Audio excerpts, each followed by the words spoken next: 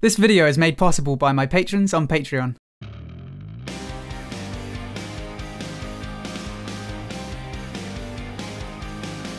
Hello everyone, my name is Ziamaro and welcome to Battlerite Sage. Today we're getting back to some Battlerite analysis. This clip actually comes from TheExpelledSage, who is one of my patrons. I think this might be a casual game, and I know most people don't try hard in casual, but there's still a lot to learn here. Before we even get into the footage, there are two main issues that I'm going to focus on. Firstly, positioning, and secondly, a lack of healing. TheExpelledSage is playing support, but he's playing it kind of like a DPS. This is probably why he was expelled from Sage School. So, let's go straight into round one. Straight off the bat, I want you to take a look at the positioning. As a support, you want to put yourself in a position where you're not liable to take damage unless the enemy dives you. But if you put yourself in the way of damage, you're going to be healing yourself more often than you're healing your teammates. I think I've said it in a few videos before, but in general, as a support, you want to save your barriers and your heals for your team and keep yourself alive with your mobility and good positioning. Of course, even as a support, if you get focused, you do have to keep yourself alive. So I'm not saying you should never heal yourself, but in an ideal world, if your team can peel for you, you have good positioning, and you time your cooldowns right, you shouldn't really need to heal yourself all that much. Obviously, that's not always going to be the case, but whenever you start a sentence with "in an ideal world," it usually doesn't translate very well to the real world. Let's go back to the beginning of this round and just break down positioning just a little bit more. So not only is Pearl a support, she's a ranged support. So actually where you are right this second would be a good place to stop. You'd be able to hit the Freya without getting any closer to her. But instead you kind of get into the melee brawl, which when you're against a Shifu in particular is a very bad idea. He could quite easily get a triple incap on all of you, and that would be pretty much game over at this point. The other problem with being this close is right now you're kind of focusing on keeping yourself alive, but your ally Freya has taken a lot of damage and you haven't given her a single heal yet.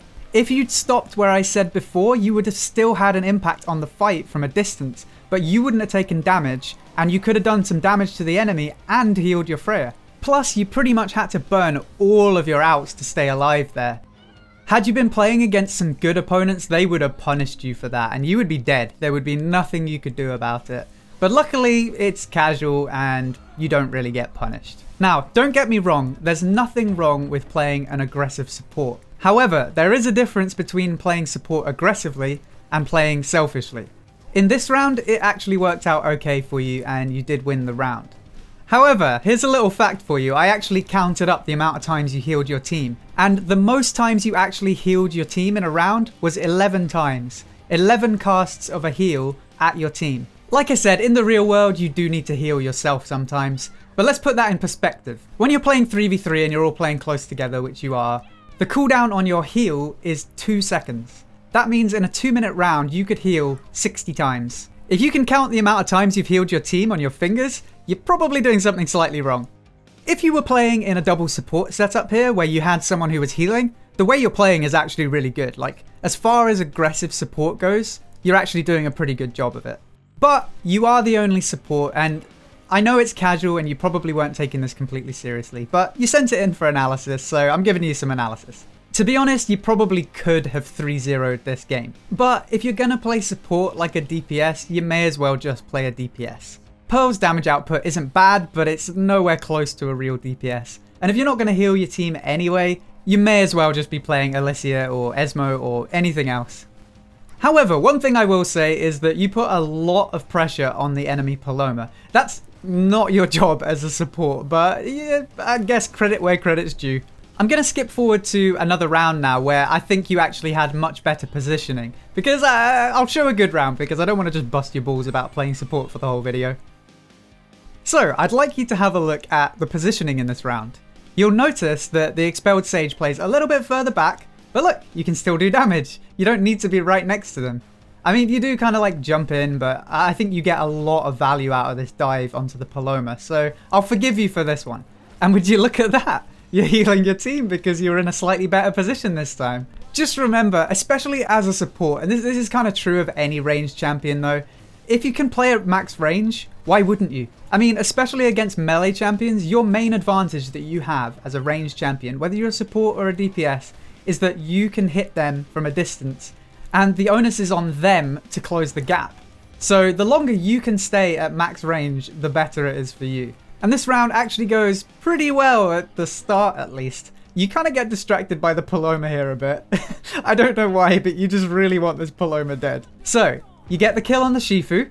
Very good. And you're at a massive advantage at this point. And one tip for everyone watching, when you're in a 3v2 situation, that's the time to play defensively. You don't need to push the numbers advantage. You just need to secure the orb, keep zoning them, and keep stacking up that advantage that you have. And actually, if you're on the opposite side and you're in a 2v3, sometimes your best course of action is to play quite aggressively and try and secure a counter kill. I know I've been kind of talking over the footage as everything goes horribly wrong. So let's go back to where this all goes wrong, because this is a great example of why you don't hit counters. In most games, each counter hit kind of just adds up to a bigger picture. Each single counter hit isn't the end of the world. But in this one, it kind of is. Now, I'm not trying to point the finger of blame, but all three of you done goofed here. Look at this Freya. She is so nearly dead. She counters. Both you and the Rook managed to hit the counter. The Freya moves closer, and then look at the amount of shields on that Freya. Like, that was a sure kill. But unfortunately, those counter hits and then getting close and all getting hit by the thunderclap, the amount of shield she stacked up in such a short amount of time was just staggering, and it totally clutched the round. So let this be a lesson to everybody. It's better to not hit someone at all than to hit the counter. You don't need to be doing damage all the time. If it means hitting a counter, you might end up losing a round because of it. Once the counters are down, you can go all out for 8 seconds. But if you're not sure if they have their counter or not, it's better to play safer than to be sorry. Now, moving into this last round, I want to start out by showing you the end scoreboard for the round. Now, at first glance, you see 515 protection and more damage than the 2 damage dealers. Pretty good, right? Actually, no. We are due to get a scoreboard update at some point, and that will most likely include damage taken. So if we had that now, you would see that you probably took more damage than the rest of your team combined. So while your protection score is high, almost all of that healing is on you. I actually went through the footage and counted how many times you healed them and how much healing you did to your allies in total. Actually, I'll tell you at the end, but let's do a little counter every time you heal your ally. So, spoiler alert, the first ally heal doesn't actually come out until you secure a kill. Again, I can't really fault you on your aggressive play. Your aim is good, you keep a lot of pressure on the enemy, you do hit a few counters, and if you were playing with a double support comp, this would actually be a pretty good way to play. However, when the new scoreboard comes, I think it's going to shed a light on a lot of stuff like this. And please don't take this as me shaming you. I know it's just a casual game and you're probably not bringing your A game. But I think when the new scoreboard comes and we can see damage taken, I think it will be a lot easier for people to diagnose this problem. Here comes the first heal, by the way. You may have noticed that I'm not counting the heals that you miss or when the ally doesn't actually need healing. But as I was saying, in Bloodline Champions, one of the most telling stats was damage taken. Usually you would look at the scoreboard and see who took the most damage, and then try and find an explanation for why that is.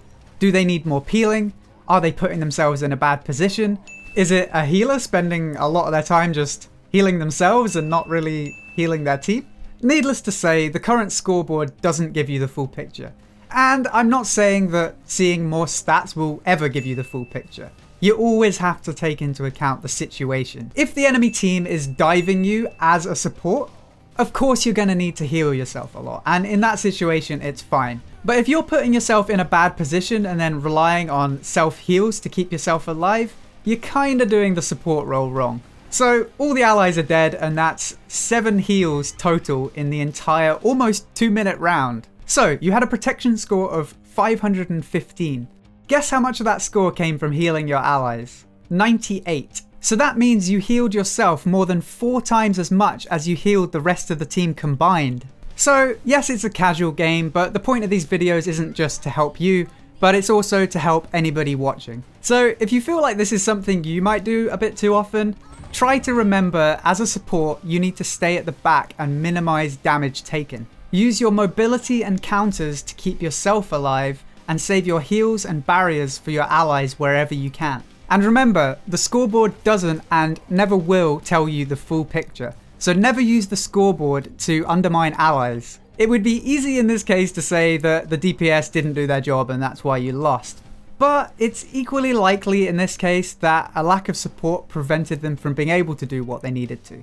Thanks so much to TheExpelledSage for sending this in. If you'd like to have one of your games analysed, you can send an Odium link to my YouTube private messages or the email link in the About section on YouTube. I can't guarantee that I'll get round to doing every single one, but if you do want to guarantee that I'll do it, then go check out my Patreon at patreon.com/BattleriteSage. I hope you enjoyed this video. If you did, then please feel free to subscribe for more Battlerite guides, news, and discussion. If you'd like to help support the channel and get some unique rewards, then head over to patreon.com/BattleriteSage. And don't forget to check out twitch.tv/BattleriteSage. Until next time, thank you for watching, and I'll see you soon.